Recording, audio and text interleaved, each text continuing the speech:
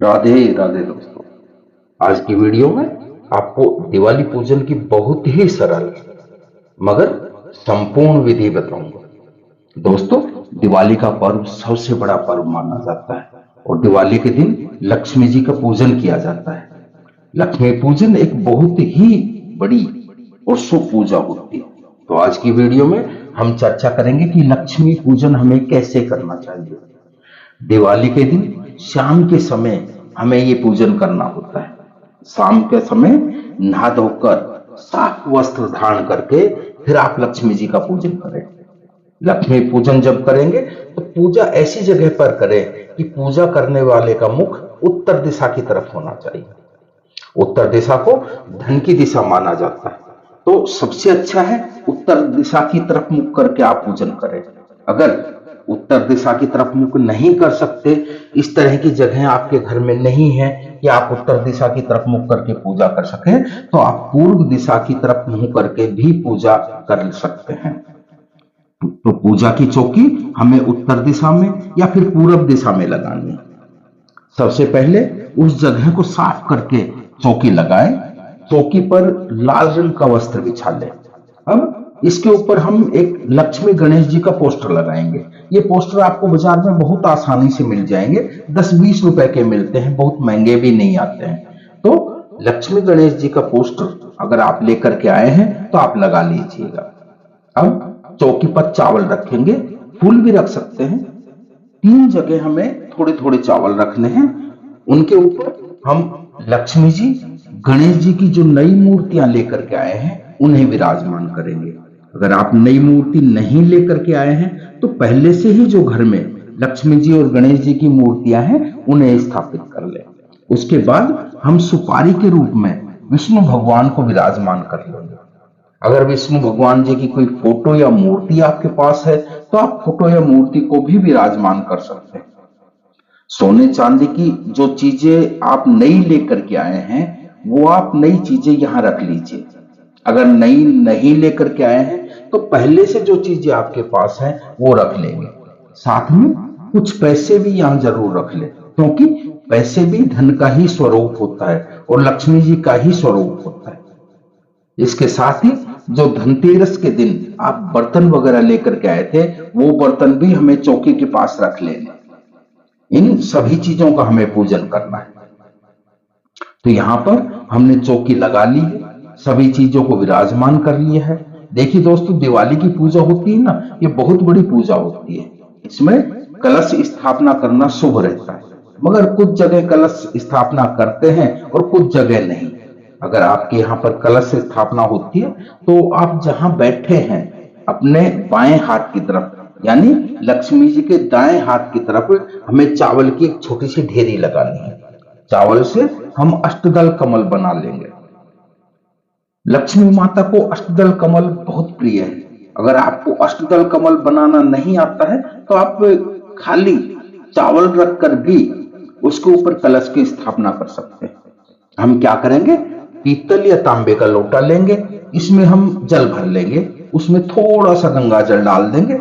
इसके बाद इसमें हल्दी, सुपारी, सिक्का, थोड़े से चावल और एक फूल हम कलश में डाल देंगे।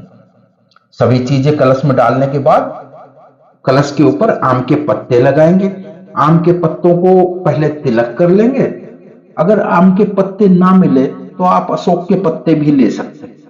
इसके बाद ढक्कन में या किसी भी प्लेट या कटोरी में चावल भर करके वो हम इस कलश के ऊपर रख देंगे। अब हमें नारियल रखना है, तो नारियल जो है उसको पहले हम तिलक कर लेंगे।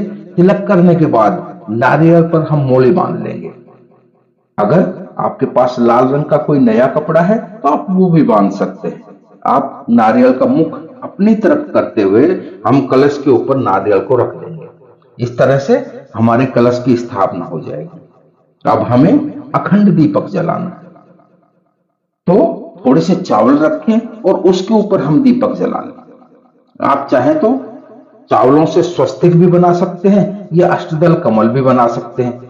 चावल के ऊपर बड़ा दिया जलाया जाता है, ये अखंड दीपक होता है। दिवाली की रात पूरी रात यह दीपक जलता है और इस दीपक में सरसों का तेल भरा जाता है।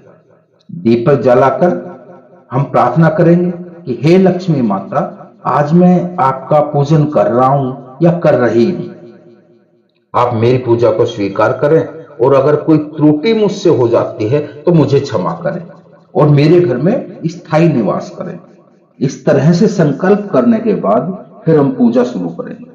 तो सबसे पहले हम एक फूल से जल के छींटे लगाकर सभी को स्नान भाव से स्नान करा देंगे।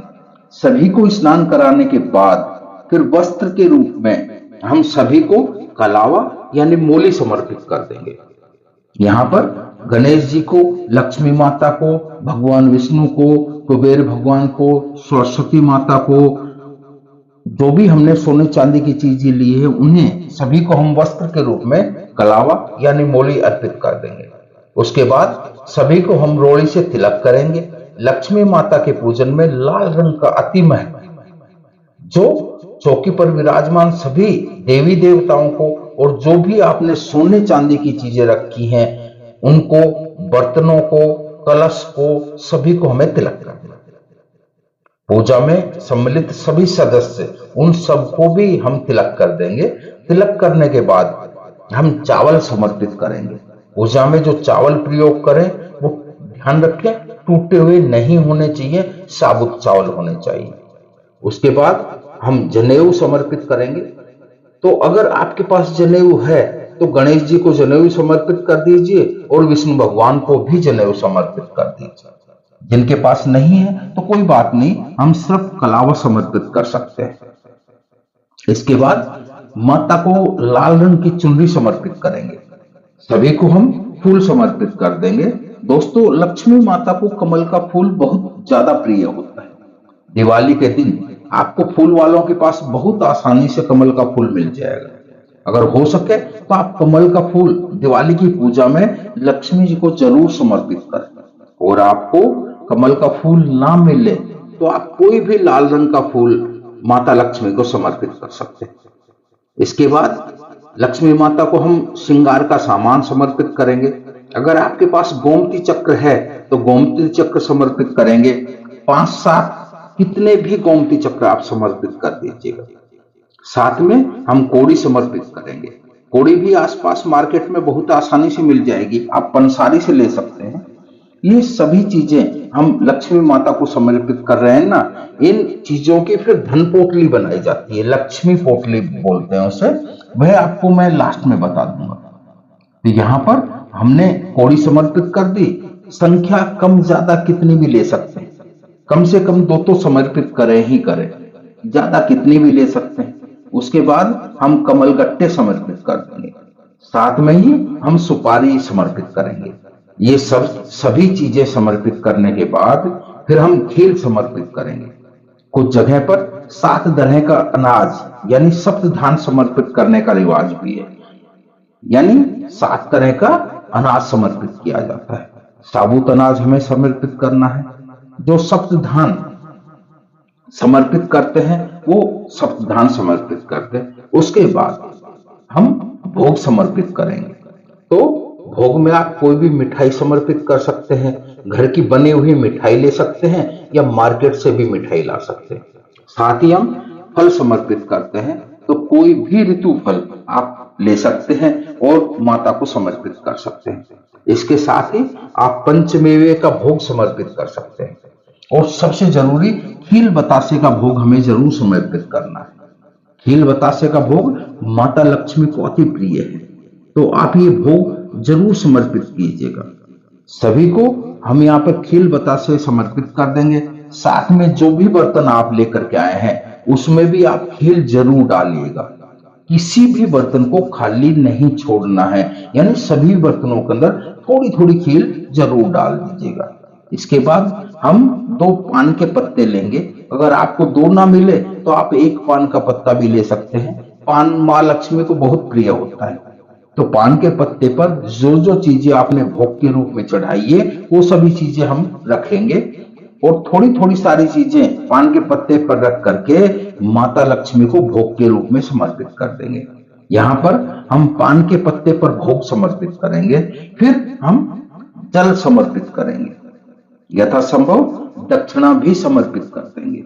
इसके बाद अगर आपके यहाँ दिवाली की कथा सुनते हैं तो हाथ में थोड़ी सी खील लेकर दिवाली की कथा सुन लेंगे, और जो खील हाथ में ले रखी है वह लक्ष्मी माता के चरणों में समर्पित कर देंगे। इस तरह से कथा सुन लेनी है। इसके बाद हमें 10 दिए जलाने हैं। तो देखिए, दिवाली के दिन मिट्टी के दिए जलाए जाते हैं, सरसों के तेल के दिए जलाए जाते हैं। इसके बाद धूप दीप दिखाएंगे। लक्ष्मी माता को जब भी आप पूजन करें तो धूप जरूर दिखाएं, क्योंकि लक्ष्मी माता को सुगंध अति प्रिय है। तो धूप हम जला लेंगे, फिर हम आरती करेंगे। बहुत ही धूमधाम से आरती करेंगे, बहुत ही प्रेम पूर्वक। पहले हम गणेश जी की आरती करेंगे, फिर हम लक्ष्मी माता की आरती करेंगे। आरती करने के बाद हाथ जोड़कर पूजा में रही कमियों के लिए माता से क्षमा अर्चना जरूर करेंगे, और घर में लक्ष्मी जी को निवास करने के लिए, अपने घर में आने के लिए लक्ष्मी जी से प्रार्थना करेंगे। इस तरह से हम लक्ष्मी पूजन करेंगे। आरती करने के बाद हम माता लक्ष्मी को धान समर्पित करते हैं, यानी जो खील होती है ना वह धान होता है, ये खील समर्पित करते हैं। इसे धान का स्वरूप माना जाता है। खड़े होकर हम ऊपर अपने हाथ में खील लेकर माता के ऊपर खील की वर्षा करते हैं। घर के सभी सदस्य मां लक्ष्मी के ऊपर खील की वर्षा जरूर करें। कहते हैं इससे घर में धन बरसता है। तो इस तरह से हम लक्ष्मी माता के ऊपर धान की वर्षा कर देंगे। हमारा जो लक्ष्मी पूजन है वह धान यानी खील की वर्षा के बाद पूर्ण होगा। जो इस तरह से हमारी जो पूजा है वह पूर्ण हो जाएगी। पूजा करने के बाद हम लक्ष्मी पोटली बनाते हैं। तो पूजा करने के बाद कितने भी समय बाद, आधे घंटे बाद, 2 घंटे बाद या 1 घंटे बाद, या जब भी आपको लगे कि आप थोड़ा फ्री हो गए हैं, तो आप लक्ष्मी पोटली बना लें। अगर आप चाहें तो पूजा के तुरंत बाद भी बना सकते हैं। यहाँ पर हम कोई लाल रंग की पोटली लेनी है, या आप लाल रंग का कोई कपड़ा भी ले सकते हैं। उसमें जो भी हमने लक्ष्मी जी की प्रिय चीजें चढ़ाई हैं, जैसे कि गोमती चक्र, कोड़ी, कमलगट्टा, सुपारी, ये सभी चीजें जो हमने चढ़ाई थी, वो सारी चीजें हम इस लाल रंग की पोटली में या लाल रंग के कपड़े में रख लेते हैं। इसे लक्ष्मी पोटली कहा जाता है। ये सारी चीजें हम इस पोटली में रखें, फिर इस पोटली को हम अपने धन की तिजोरी में या जहां भी आप पैसे रखते हैं वहां पोटली को रख देते हैं। यह पोटली हमें दिवाली के दिन ही बनानी है, यानी दिवाली की रात को पूजा करने के बाद ही बनानी है। तो इस तरह से ये सारी चीजों को इस तरह से रखें, और इसको हम लक्ष्मी माता के चरणों में स्पर्श कराकर फिर हम ये पोटली अपने लाकर में रख देंगे। पूजा के बाद जो भी भोग प्रसाद चढ़ाया है वह घर के सभी सदस्यों को बांट देंगे। रात को जब हम सोने जाएंगे तो उससे पहले हमें काजल बनाना होता है। तो जो बड़ा दीपक है ना, जो बड़ा दिया है हमने जलाया है, उसके ऊपर किसी भी चम्मच या किसी भी प्लेट को उल्टा करके हम काजल बना लेंगे। उसमें थोड़ी सी चिकनाई लेकर के फिर हम सबकी आंखों में ये काजल लगा देंगे। ये काजल बहुत ही शुभ माना जाता है और आंखों के लिए बहुत अच्छा होता है। तो दिवाली का ये काजल हमारे यहाँ पर जरूर लगाया जाता है। दोस्तों, इस तरह से दिवाली की पूजा की जाती है। दिवाली पूजा की संपूर्ण विधि मैंने आपके साथ शेयर कर दी है। आपको ये दिवाली की पूजा विधि कैसी लगी कमेंट करके जरूर बताना। अगर ये वीडियो आपको पसंद आया हो, तो वीडियो आपके लिए थोड़ा बहुत भी यूजफुल हो, तो प्लीज वीडियो को लाइक कर देना। ये दिवाली आपके लिए बहुत ही मंगलमय हो। माता लक्ष्मी आपके घर में सदैव निवास करें और माता लक्ष्मी की कृपा आप पर सदा बनी रहे। राधे राधे, जय श्री श्याम।